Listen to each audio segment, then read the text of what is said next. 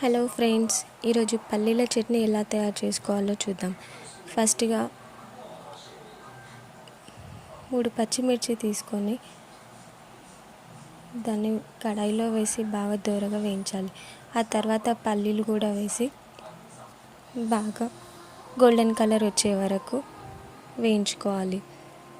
ఇప్పుడు అవి కూడా బాగా వేగిన తర్వాత పల్లీలు పక్కన పెట్టేసి ఇప్పుడు అందులోనే కొన్ని పుట్నాలు వేసి బాగా దోరగా వేయించుకోవాలి.